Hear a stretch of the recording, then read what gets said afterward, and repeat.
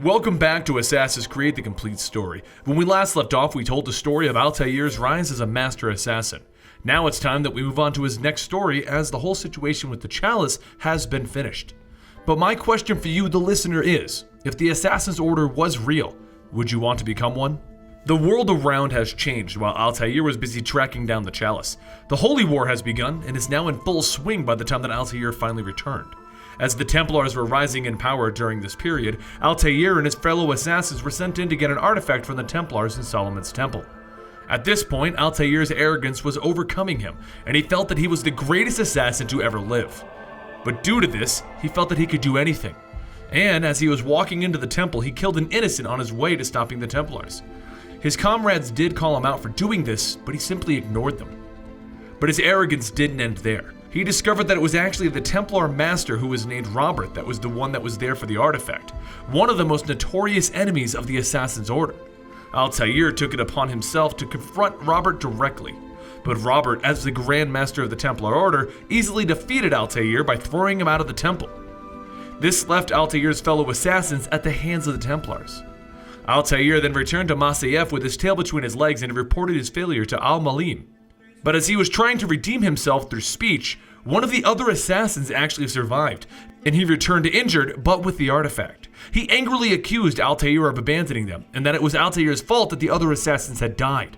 But before they could even resolve this, the Templars followed the man back and they began to lay siege to the city of Masyaf.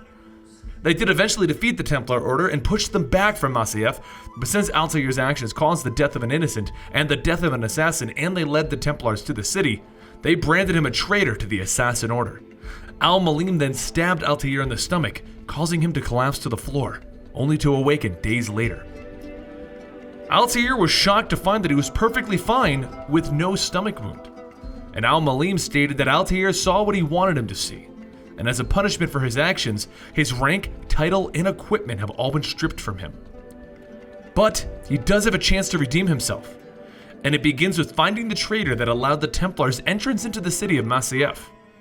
This task wasn't difficult for Altair, as he was still a master assassin with all of his abilities, and he was rewarded by getting his hidden blade and his sword back. Al-Malim then told him that if he assassinated 9 select men from the ranks of the Templars, that he could get back his former status. The 9 Templars were scattered across Damascus, Acre, and Jerusalem. And as he traveled back and forth between the city and Masyaf, he learned very little about his targets except that they were in fact Templars, and all of them were working for the 9th target, Robert, the Master Templar. Each of the 9 Templars were searching for an artifact, and the artifact seemed to be similar to the one that Altair's friend brought back with him. The artifact basically had the ability to control the minds of others. While he couldn't put together the reasoning as to why he was killing all of these men, because there were so many holes in what Al-Malim was telling him, Altair agreed that the 9th Templar should not possess such a powerful weapon, and he continued to kill the men until he was at his last target, the Grand Master himself, Robert. Certain clues led to him gathering in a cemetery where he ran into a decoy of Robert, a woman named Maria. And she revealed that Robert was actually riding to unite the cities under his rule. So Altair left her alive since she wasn't really his target, and he had learned the errors of his ways. To make matters more interesting, King Richard was riding into the same battlefield that Robert was trying to unite everyone at. It was time for him to return from the Holy War. Altair fought his way through many of Robert's soldiers until he eventually got to the battlefield to confront Robert himself right in front of King Richard as he arrived. Altair then chose this moment to accuse Robert of being a Templar and committing treason to the crown right in front of King Richard. And the king's answer was to have the 2 men fight. He figured that God himself could sort out who the real guilty party was. Altair then gives it his all, as this is it. This is his last target, standing between him and becoming a master assassin once again. And he does manage to successfully kill Robert. But Robert's dying words informed Altair that there is a 10th Templar. Al-Malim himself is the 10th Templar, and he was having the other Templars killed so that he could be the sole owner of the artifact to control the minds of everyone around him. Altair has been his puppet this entire time. He returned to Masyaf to get to the bottom of this, but this time instead of a welcoming home base, the people of the city were in a trance, stating that Al-Malim led them to the light. Altair then had to fight his way through his own comrades, as everyone was in a trance to listen to Al-Malim. But eventually, with the help of a few unaffected assassins, Altair managed to get to the courtyard and come face to face with Al-Malim. Al-Malim stated that he wanted to take control of the Crusaders and end this war under his own rule. And he forced Altair to fight against the 9 men that he had just slain, then against multiple copies of Al-Malim himself. But when Altair fought and defeated all of the copies, Al-Malim then challenged him to a duel, as Altair's mental strength was too much for the apple, so this was the only way that Al-Malim could possibly defeat him. Well, obviously Altair defeats Al-Malim finally, and he picks up this odd-looking artifact, this piece of Eden, this apple of Eden. The piece beamed an image into the sky, an image of the planet Earth and the apparent location of many more pieces of Eden. While he wasn't sure what this was, he did want to know more. But this wasn't the end of his troubles, as the rest of the assassins just woke up out of their trance and they had no idea what had happened.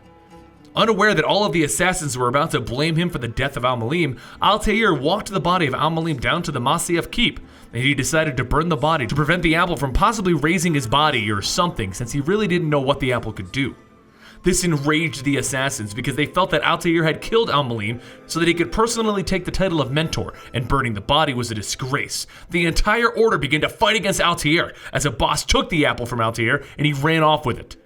But the power of the apple was too much for a boss, and it began to drain his and the surrounding assassin's life force. Altair then ran up and took the apple back from a boss, ending its life-draining ability, and then he proceeded to fight off the assassins who were rebelling against him. Eventually, the scuffle was settled, and Altair was revered as the new mentor. As the new mentor of the order, Altair began to write his codex and changed a few of the practices of the order. First off, he changed the basic facts of the hidden blade so that it wouldn't require the removal of the ring finger. He felt that this was pointless and a false promise of paradise. He also lifted the ban against using poison so that the assassins could maintain a much lower profile. His next adventure involved setting up a base of operations in Acre, and he started working with Maria, the woman who posed as Robert earlier in our story. But that's a tale for our next episode. I'm Benny for Eligible Monster, and if you enjoyed this video, please give it a like, favorite it, and share it with your friends. And I'll see you guys next time, right here at Eligible Monster.